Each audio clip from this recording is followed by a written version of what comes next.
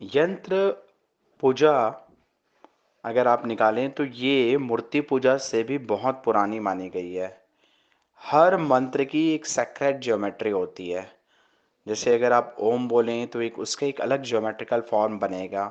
ओम नमः शिवाय का एक अलग ज्योमेट्री है।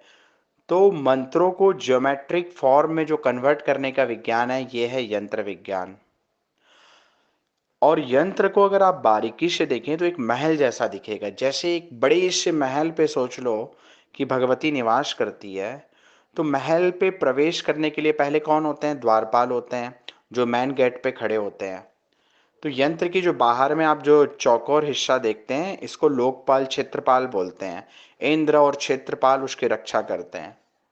जब उस दीवार को पार करके आप अंदर आती हैं तो अलग अलग शक्तियों से आपका सामना होता है। जितनी पेटल्स देख रही हैं, सोच ले उतने कमरे हैं। पहले 16 कमरे हैं, फिर 8 कमरे हैं, फिर हेक्सागन शेप में 6 कमरे हैं, फिर ट्रायंगल उल्टे त्रिकोण में 3 कमरे हैं, इस प्रकार से। और जो बिंदु देख रहे हैं वही मूल शक्ति है, वही माँ बगला मुखी है। और अद्वैत उसे इसलिए कहा जाता है क्योंकि उस बिंदु पर ही, माँ बगला मुखी पर ही सारे स्वरूप का चिंतन किया जाता है। देवी भागवत में बड़ा स्पष्ट लिखा गया है कि 10 महाविद्याओं को जो अलग देखता है वो मतलब अधूरा ज्ञान ही रखता है। बिंदु में ही आप त्रिपुर सुंदरी देख सकती हैं, बिंदु में ही आप बगलामुखी देख सकती हैं, बिंदु में ही दुर्गा, बिंदु में ही काली। और मजे की बात है, वो बिंदु हमारी बिंदु चक्र से भी अलग नहीं है। मीन्स वो बिंदु हमारे ही शरीर का एक अंग है। मतलब मुझ में और देवी में कोई भेद नहीं है।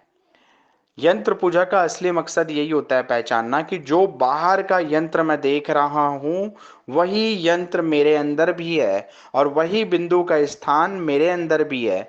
जिस दिन मैं उस बिंदु को पहचान लेता हूं, उसी दिन अद्वैत की उपलब्धि होती है। तो ये बहुत डीप विषय और काफ़ी इंटरेस्टिंग सब्जेक्ट है।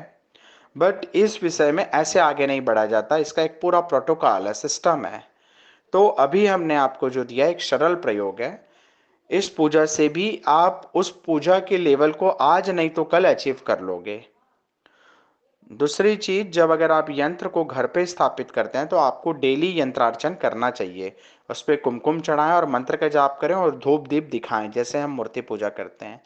उससे यंत्र की एनर्जी एक्टिवेट होते रहेगी और आसपास के वातावरण को शुद्ध करते चलेगी।